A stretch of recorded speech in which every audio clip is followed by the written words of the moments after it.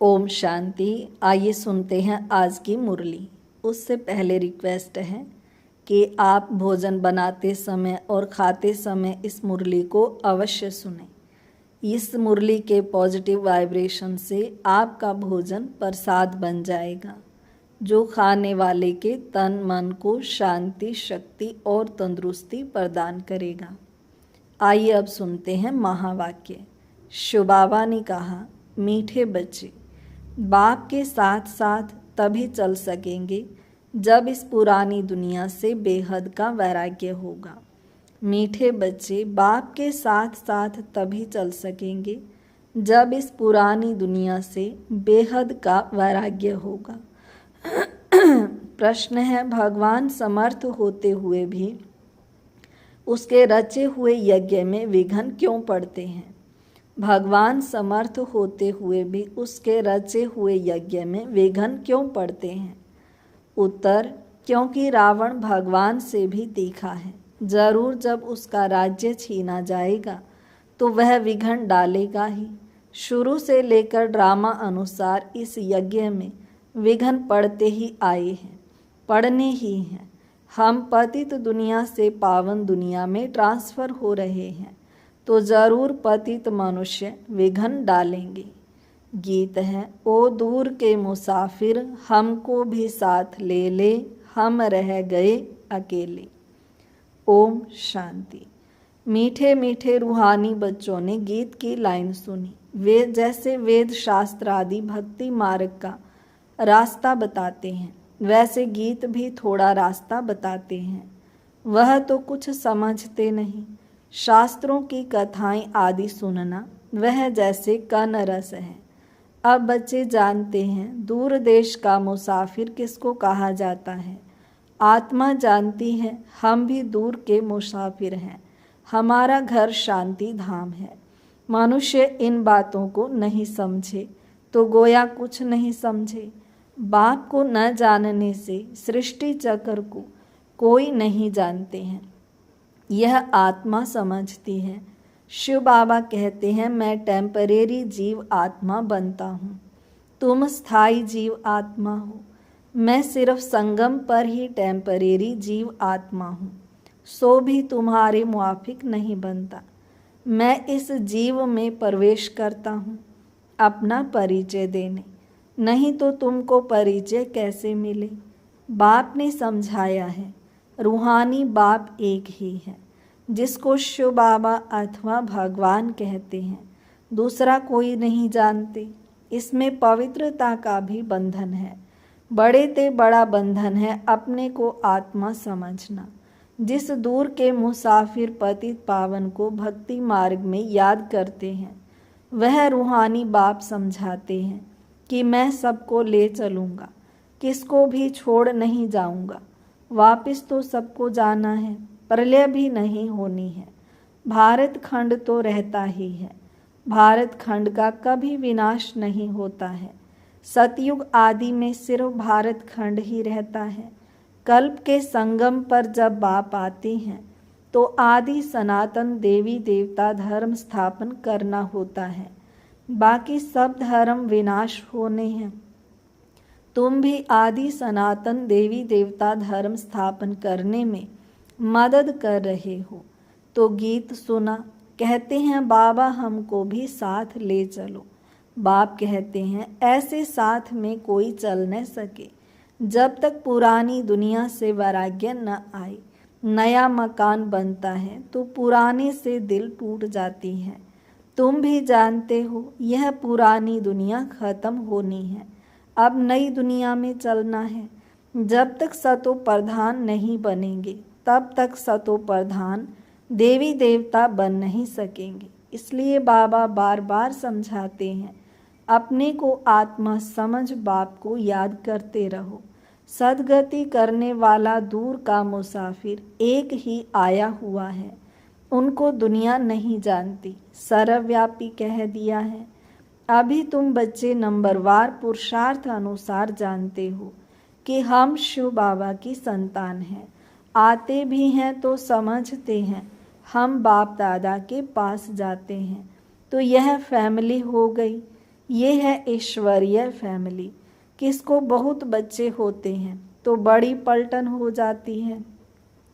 शिव बाबा के बच्चे जो इतने बीके भाई बहन हैं, यह भी बड़ी पलटन हो जाती है। ब्रह्मा कुमार कुमारियां सब जानते हैं, हम बेहद के बाप से वर्षा लेते हैं। शास्त्रों में दिखाते हैं, पांडवों और कौरवों ने खेल खेला, राजाई दांव में रखी। अब राजाई न कौरवों की है न पांडवों की है, ताज आदि कुछ भी नहीं है। दिखाते हैं उनको शहर निकाला मिला, हथियार आदि छिपा कर जाए रखा। यह सब है दंत कथाएं। न पांडव राज्य है न कौरव राज्य है, न उन्हों की आपस में लड़ाई चली है। लड़ाई राजाओं की लगती है, यह तो भाई भाई हैं। लड़ाई हुई है कौरवों और यौवनों की, बाकी भाई एक दो को कैसे खत्म करेंगे। दिखाते हैं पांडव कौरव लड़े, बाकी 5 पांडव बचे और एक कुत्ता रहा, वह भी सब पहाड़ पर गल मरे। खेल ही खलास, राजयोग का अर्थ ही नहीं निकला। अभी तुम बच्चे जानते हो, बाप कल्प कल्प आकर एक धर्म की स्थापना करते हैं, बुलाते भी हैं, हे पतित पावन बाबा आओ, आकर पतित से पावन बनाओ। सतयुग में सूर्यवंशी राजधानी ही होती है, ब्रह्मा द्वारा विष्णुपुरी की स्थापना हो रही है। अब बाप आए हैं तो उनके डायरेक्शन पर चलना है, कमल पुष्प समान पवित्र रहना है। कन्याओं को तो नहीं कहेंगे कि गृहस्थ व्यवहार में रहते कमल फूल समान रहो, क्योंकि वह तो है ही पवित्र। यह गृहस्थियों के लिए कहा जाता है। कुमार और कुमारियों को तो शादी करनी ही नहीं चाहिए, नहीं तो वह भी गृहस्थी हो पड़ेंगे। कुछ गंधर्वी विवाह का नाम भी है। कन्या पर मार पड़ती है तो लाचारी हालत में गंधर्वी विवाह कराया जाता है। वास्तव में मार भी सहन करनी चाहिए, परंतु अधर कुमारी नहीं बनना चाहिए। बाल ब्रह्मचारी का नाम बहुत होता है, शादी की तो हाफ पार्टनर हो गए। कुमारों को कहा जाता है तुम तो पवित्र रहो। गृहस्थ व्यवहार वालों को कहा जाता है गृहस्थ व्यवहार में रहते कमल फूल के समान बनो। उन्हों को ही मेहनत होती है, शादी न करने से बंधन नहीं रहेगा। कन्या को तो पढ़ना है और ज्ञान में बहुत मजबूत रहना है। छोटी कुमारियां जो सगीर हैं उनको तो हम ले नहीं सकते, वह अपने घर में रहकर पढ़ सकती हैं। माता पिता ज्ञान में आए तो सगीर को ले सकते हैं। सगीर माना नाबालिग, यह तो स्कूल का स्कूल है, घर का घर है, और सत्संग का सत्संग। सत माना एक बाप, जिसके लिए ही कहते हैं ओ दूर के मुसाफिर, आत्मा गोरी बनती है। बाप कहते हैं मैं मुसाफिर सदा गोरा रहता हूँ, प्योरिटी में रहने वाला हूँ। मैं आकर सभी आत्माओं को पवित्र गोरा बनाता हूँ, और तो कोई ऐसे मुसाफिर है नहीं। बाप समझाते हैं मैं आया हूँ रावण राज्य में, यह शरीर भी पराया है। तुम्हारी आत्मा कहेगी यह हमारा शरीर है, बाबा कहेंगे यह हमारा शरीर नहीं है, यह इनका ब्रह्मा का शरीर है। यह पतित शरीर हमारा नहीं है। आते ही हैं इनके बहुत जन्मों के अंत के जन्म में जो नंबर 1 पावन था, वही नंबर लास्ट अर्थात अंत में विकारी बनते हैं। पहला नंबर 16 कला संपूर्ण था, अब कोई कला नहीं रही है। पतित तो सब हैं ही, तो बाप दूर देश का मुसाफिर हुआ ना। तुम आत्माएं भी मुसाफिर हो, यहाँ आकर पारट बजाती हो। इस सृष्टि चक्र को कोई नहीं जानते हैं, भल कोई कितना भी शास्त्र आदि पढ़ा हो, परंतु यह ज्ञान कोई दे नहीं सकते। बाप समझाते हैं मैं इस तन में प्रवेश कर इन आत्माओं को ज्ञान देता हूँ। वह तो मनुष्य को शास्त्रों का ज्ञान देते हैं, वह हो गए भक्त। सद्गति दाता तो एक ही है, वही ज्ञान का सागर है। उनको न जानने के कारण देह अभिमान आ जाता है। वह कोई यह समझाते नहीं है कि अपने को आत्मा निश्चय करो, आत्मा पढ़ती है, यह कोई समझाते नहीं है, क्योंकि देह अभिमान है। अभी दूर का मुसाफिर तो शिव बाबा को ही कहेंगे। तुम जानते हो हम 84 जन्म का चक्कर लगा चुके हैं। बाप कहते हैं 5000 वर्ष पहले भी समझाया था कि बच्चे तुम अपने जन्मों को नहीं जानते हो, मैं जानता हूँ। गीता में आटे में लून मिसल कुछ है, वही गीता का एपिसोड, वही महाभारत की लड़ाई, वही मन मना भव मध्याजी भव का ज्ञान है। माम एकम याद करो, लड़ाई भी बरोबर लगी है। पांडवों की विजय हुई है, विजय माला विष्णु की गाई जाती है। शास्त्रों में तो दिखाया है पांडव गल मरे, फिर माला कहाँ से बनी। अब तुम समझते हो कि हम विष्णु की माला बनने यहाँ आए हैं। ऊपर में है पतित पावन बाप, उनका यादगार चाहिए ना। भक्ति मार्ग में यादगार गाया जाता है। कोई 8 की माला, कोई 108 की माला, कोई 16,108 की बनाई है। गाते हैं चढ़ती कला तेरे भाने सर्व का भला। अभी तुम जानते हो हमारी चढ़ती कला है। हम चले जाएंगे अपने सुख धाम, फिर हम वहाँ से नीचे कैसे उतरते हैं, 84 जन्म कैसे लेते हैं, यह सारा ज्ञान तुम्हारी बुद्धि में है। यह ज्ञान भूलना नहीं चाहिए। हमारे सब दुख दूर करने, शराब मिटाए, सुख का वर्षा देने बाप आया है। रावण के शराब से सबको दुख होता है, तो अब बाप को और वर्षे को याद करना है। तुम जानते हो हम सूर्यवंशियों ने भारत में राज्य किया। भारत में ही शिव बाबा आते हैं, भारत ही स्वर्ग था। यह घड़ी घड़ी बुद्धि में याद करना पड़े। जिसने 84 का चक्कर नहीं खाया होगा वह न धारणा करेंगे न कराएंगे। उसके लिए समझा जाएगा कि इसने 84 जन्म नहीं लिए हैं, यह देरी से आते हैं, स्वर्ग में नहीं आते हैं। पहले पहले जाना तो अच्छा है ना। नए मकान में खुद पहले रहते हैं, फिर किराए पर चढ़ाते हैं, तो वह फिर सेकंड हैंड हुआ ना। सतयुग है नई दुनिया, त्रेता सेकंड हैंड कहेंगे। तो अब बुद्धि में आता है हम स्वर्ग नई दुनिया में जाएं।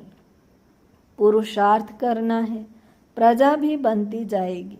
तुमको मालूम पड़ता जाएगा कि माला में कौन कौन पिरो सकते हैं। अगर किसको सीधा कहा जाए कि तुम नहीं आएंगे तो हार्ट फेल हो जाए। इसलिए कहा जाता है पुरुषार्थ करो, अपनी जांच करो कि हमारा बुद्धि योग भटकता तो नहीं है। तुम्हारा शिव बाबा से कितना लव होता जाता है। कहते भी हैं हम बाप दादा के पास जाते हैं, शिव बाबा से दादा द्वारा वर्षा लेने जाते हैं। ऐसे बाप के पास तो कई बार जाएं, परंतु गृहस्थ व्यवहार भी संभालना है। भल बहुत धनवान है, परंतु इतनी फुर्सत नहीं, पूरा निश्चय नहीं। नहीं तो मास 2 मास बाद आकर रिफ्रेश हो सकते हैं। उनको घड़ी घड़ी कशिश होगी। सुई पर जंक चढ़ी हुई होती है तो चुंबक इतना खींचता नहीं है। जिनका पूरा योग होगा उनको झट कशिश होगी, भाग आएंगे। जितनी कट उतरती जाएगी उतनी कशिश होगी। हम चुंबक से मिले, गीत है, चाहे मारो चाहे कुछ भी करो, हम दर से कभी नहीं निकलेंगे। परंतु वह अवस्था तो पिछाड़ी में होगी। कट निकली हुई होगी तो वह अवस्था होगी। बाप कहते हैं हे आत्माएं, मन मना भाव, रहो भल अपने गृहस्थ व्यवहार में। ऐसे नहीं कि यहाँ भाग कर आए बैठ जाना है। सागर पास बादलों को आना है रिफ्रेश होने, फिर सेवा पर जाना है। बंधन जब खलास हो तो सर्विस पर जा सके। माँ बाप को अपने बच्चों को संभालना है, बाप की याद में रहना है, पवित्र बनना है। बाप ने समझाया है, अनेक प्रकार के विघ्न ज्ञान यज्ञ में पड़ते हैं। कहते हैं ईश्वर तो समर्थ है, फिर विघ्न क्यों? मनुष्यों को पता ही नहीं है। रावण भगवान से भी तीखा है, उनकी राजाई छीनी जाती है तो अनेक प्रकार के विघ्न पड़ते रहते हैं। ड्रामा प्लान अनुसार फिर भी विघ्न पड़ेंगे। शुरुआत से लेकर पतितों के विघ्न पड़ते हैं। शास्त्रों में भी लिख दिया है। श्री कृष्ण को 16,108 पट रानियाँ थी। सर्प ने डसा, राम की सीता चुराई गई। अब रावण स्वर्ग में कहाँ से आया? झूठ तो बहुत है। कहते हैं विकार बिगर बच्चे कैसे होंगे, उनको पता ही नहीं है। जो वर्षा लेने वाले होंगे वही आकर समझेंगे। तो इस ज्ञान यज्ञ में असुरों के विघ्न पड़ते हैं। पतित को असुर कहा जाता है ही रावण संप्रदाय। अभी तुम संगम पर हो। रावण राज्य से किनारा कर लिया है, फिर भी कुछ लहस आती है। यह बुद्धि में ज्ञान है कि हम जा रहे हैं, बैठे तो यहाँ ही हैं। बुद्धि में ज्ञान है, बैठे यहाँ हो, परंतु उनसे जैसे तुमको वैराग्य है। यह छी दुनिया कब्रिस्तान बननी है। भिन्न भिन्न पॉइंट्स से समझाया जाता है। वास्तव में तो एक ही पॉइंट है, मन मना भाव। कितनों की चिट्ठियाँ आती हैं, बाबा हम बांधेली हैं, एक द्रौपदी तो नहीं है, हजारों हो जाएंगी। अभी तुम पतित दुनिया से पावन दुनिया में ट्रांसफर हो रहे हो। जो कल्प पहले फूल बने होंगे वही निकलेंगे। गार्डन ऑफ अल्लाह की यहाँ स्थापना होगी। कोई कोई तो ऐसे अच्छे अच्छे फूल होते हैं जो देखने से ही आराम आ जाता है। नाम ही है किंग ऑफ फ्लावर्स। 5 रोज से रखा हो तो भी खिला रहेगा, खुशबू फैलती रहेगी। यहाँ भी जो बाप को याद करते और याद दिलाते हैं उनकी खुशबू फैलती है, सदैव खुश रहते हैं। ऐसे मीठे मीठे बच्चों को देख बाप हर्षित होते हैं। उन्हों के आगे बाबा की ज्ञान डांस अच्छी होती है। अच्छा, मीठे मीठे सिक्की लधे बच्चों प्रति मात पिता बाप दादा का याद प्यार और गुड मॉर्निंग। रूहानी बाप की रूहानी बच्चों को नमस्ते। हम रूहानी बच्चों की रूहानी बाप दादा को नमस्ते बाबा, नमस्ते, शुक्रिया बाबा, शुक्रिया। धारणा के लिए मुख्य सार।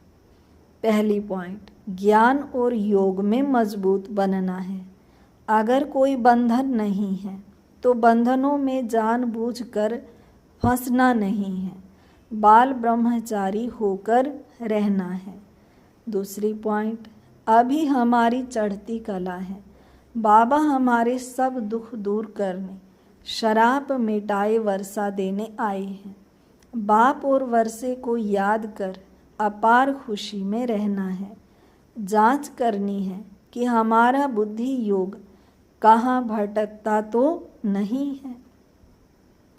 आज का वरदान, समाने और सामना करने की शक्ति द्वारा सेवा में सफलता प्राप्त करने वाले रूहानी सेवाधारी भाव।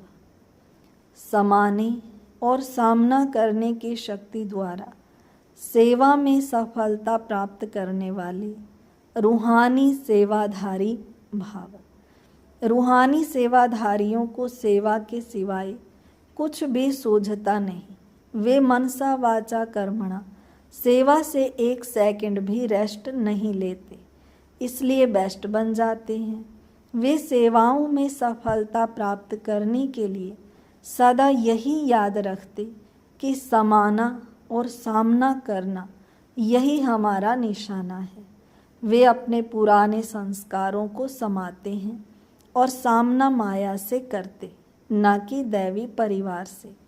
ऐसे बच्चे जो नॉलेजफुल के साथ साथ पावरफुल भी हैं, उन्हें ही कहा जाता है रूहानी सेवाधारी। स्लोगन है, छोटी बात को बड़ा नहीं करो, वातावरण को शक्तिशाली बनाओ।